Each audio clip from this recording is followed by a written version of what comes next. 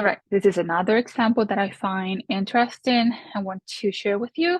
We have a company with 20 workers that are examining its payroll. The salaries of the workers in thousands are included in the table below. So again, this is 99,000, 62,000, 57,000, or so on all the way to 20. This is a typo that should read Excel. So this should read RGuroo, sorry. We're gonna use RGuroo to create a histogram, and then from the histogram, what we want to read is how many of the salaries are above 50, which is more than, but not greater than 75. So in between 50,000 and 75,000. So again, because it's RGuroo, we need to download this CSV to RGuroo. I did it already, so just to save a little bit of time, I have it in here.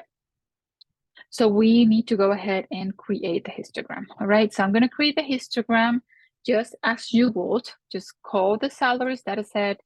Salaries in thousand is the variable. We can do the counts because we need to count, right? So I'm just click on the count so that when I click on the blue eye, I have the counts in top of each of the ones that I need, right? So if you look at this histogram, how it is made is it's starting at 0 and the width for all of the bins is 20. So 0 to 20 plus 20 is 40, plus 20 is 60, plus 20 is 80, plus 20 is 100, plus 20 is 120. But I need 50 and 75 as my limits, and I don't have them. All right, so how can I reach to 50 and 75? Doing the jumps, it needs to be the same width. So what we can do is start at 0, and instead of jumping by 20s, we are going to jump by 25. So we have 0, and then the next one is going to be 25. The next one is going to be 50. The next one is going to be 75. The next one is going to be 100, and then the next one 125. And if I do so, I have the 50 and the 75 that I need in my histogram. So again, we go to details, and in the smoothing or in the bins, in the bars, I am going to change the method that is being used to do the breakpoints for the bins. So I'm going to go here because I'm going to let RGuroo know where to start. So please start at 0. But instead of moving by 20s, I want you to move by 25. And so when we do that again, click the blue eye and you will see the change.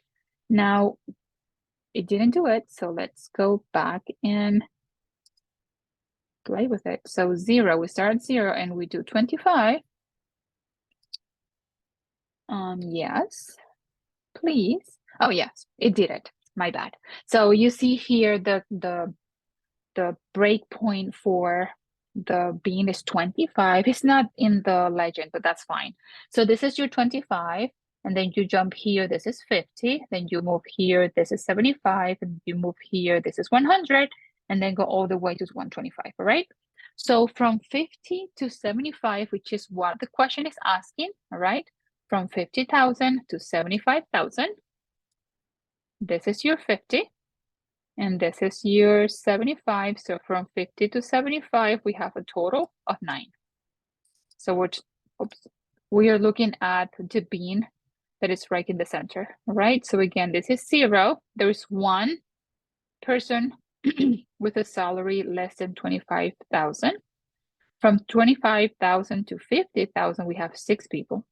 From 50,000 to 75,000, we have 9. And then from 75 to 100,000, we have 3, and more than 100,000 is 1. So our answer for this question should be 9. And that is the answer that we have in here. And you have the explanation in here. But that is what this doing the 0 and adding 25 means.